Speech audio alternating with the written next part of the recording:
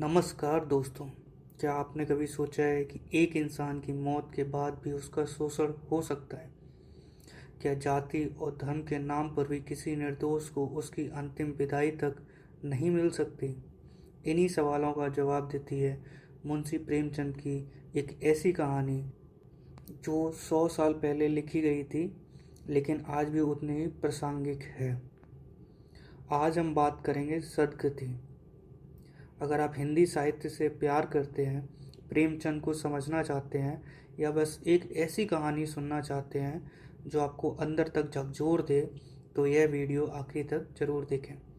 Channel को subscribe करना ना भूलें और बेल आइकन दबा दें। चलिए शुरू करते हैं।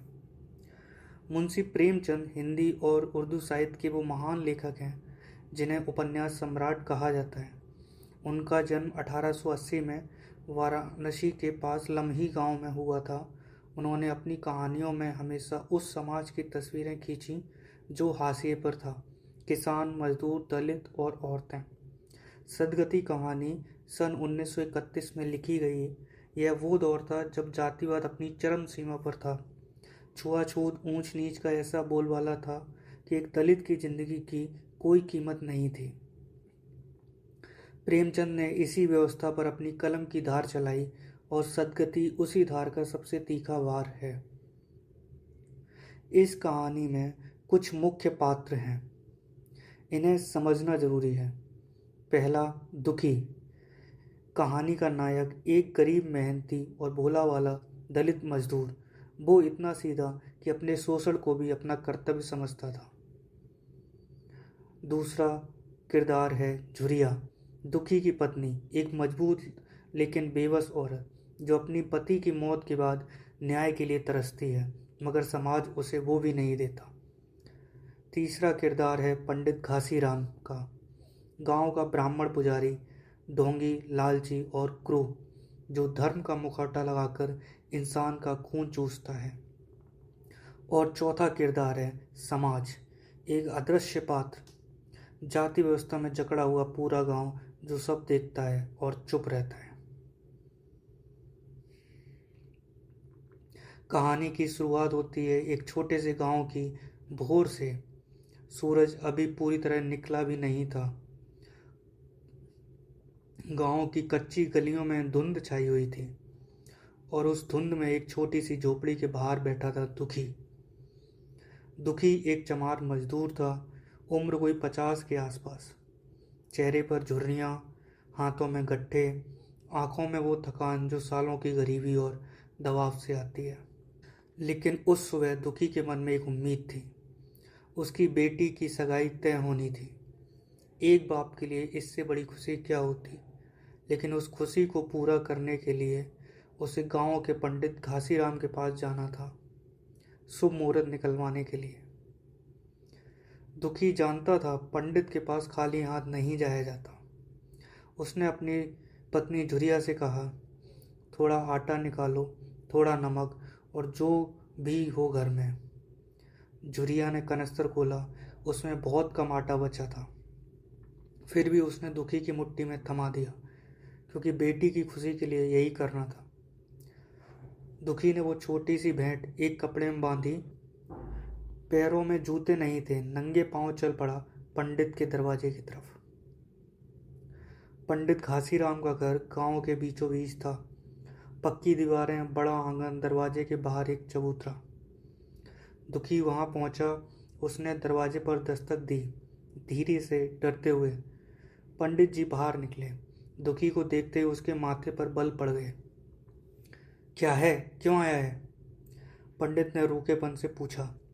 दुखी ने हाथ जोड़े, सिर झुकाया और बोला, पंडित जी, बेटी की सगाई करनी है, आप ही मुहूर्त निकालेंगे तो काम बनेगा। और उसने वो छोटी सी भेंट आगे बढ़ा दी।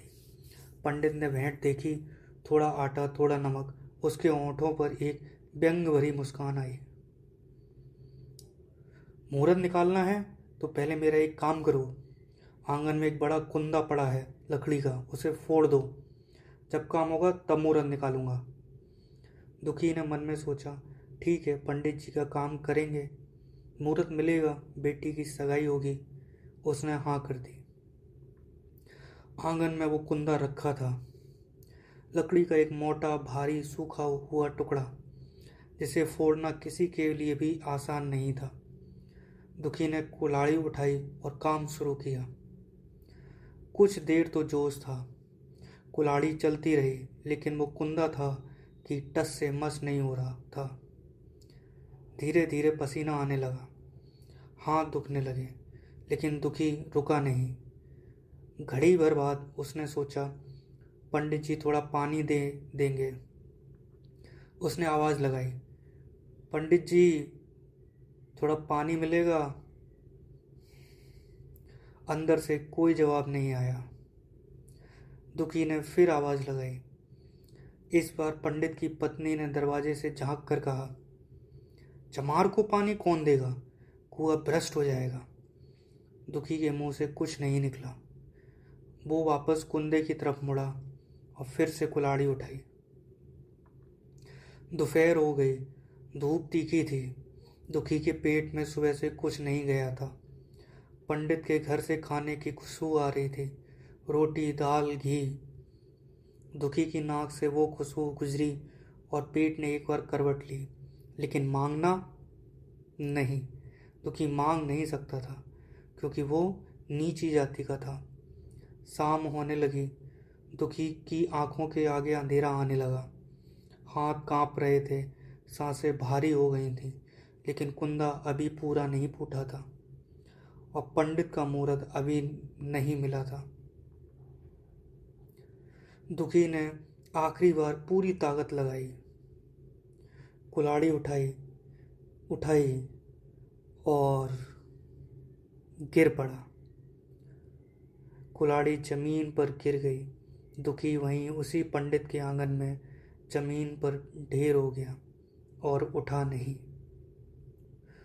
पंडित घासीराम कुछ देर बाद बाहर निकले।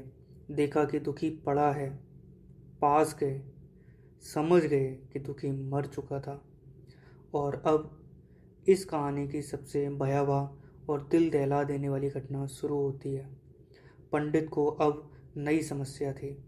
उसके आंगन में एक दलित की लाश पड़ी थी और उसे उठाना उसके बस की बात नहीं थी, क्योंकि छूने से वो पवित्र हो जाते। वो पंडित जिसने पूरे दिन उस आदमी से काम कराया, जिसने उसे पानी तक नहीं दिया, जिसने उसे भूखे प्यासे मरवा दिया, वो अब उसकी लाश को हाथ नहीं लगा सकता था। इधर झुरिया को खबर मिली। वो दौड़ती हुई आई, पति को देखा पड़ा हुआ निश्चल। वो फूट फूट कर रोई, मेरे पति को उठा लो, किसी के दरवाजे पर पड़ा है, इसका अंतिम संस्कार करा दो। वो गिड़गिड़ाती रही। झुरिया गांव में एक दरवाजे से दूसरे दरवाजे गई। किसी ने कहा, चमार की लाश हम नहीं उठाएंगे। किसी ने दरवाज़ा बंद कर लिया, किसी ने मुंह फेर लिया। पूरा गांव देख रहा था और पूरा गांव चुप था। रात होने लगी, अंधेरा घिर आया और तब पंडित घासीराम ने एक रस्सी निकाली, दुखी के पैरों में बांधी और उस इंसान की लाश को, जिसने जीते जी कभी पीठ नहीं दिखाई, घसीटते हुए गांव के बाहर फेंक दिया। जिसने जीते जी उसे इंसान नहीं माना, उसने मरने के बाद भी उसे इंसान नहीं माना। दोस्तों, यह सिर्फ एक कहानी नहीं है, यह एक दस्तावेज है उस भारत का जहां जाति की जंजीरें इतनी मजबूत थीं कि इंसान की मौत की कीमत भी नहीं थी। पहली बात, शोषण का चक्र। दुखी गरीब है इसलिए डरता है। पंडित को पता है दुखी मना नहीं करेगा, इसलिए असंभव काम थोपता है। यह जाति का ही नहीं, आर्थिक और मानसिक गुलामी का भी चेहरा है। दूसरी बात, धर्म का मुखौटा। पंडित मुहूर्त निकालता है, पूजा करता है, लेकिन एक भूखे इंसान को पानी नहीं देता। प्रेमचंद कहते हैं, कैसा धर्म है जो इंसानियत से ऊपर है। तीसरी बात, सदगति का व्यंग। सदगति यानी मृत्यु के बाद आत्मा की मुक्ति, लेकिन दुखी को जीते जी मुक्ति नहीं मिली और मरने के बाद भी नहीं। यह शीर्षक का ऐसा तीखा व्यंग है जो समाज पर भी जो सदगति का ढोंग करता है। चौथी बात, आज की प्रासंगिकता।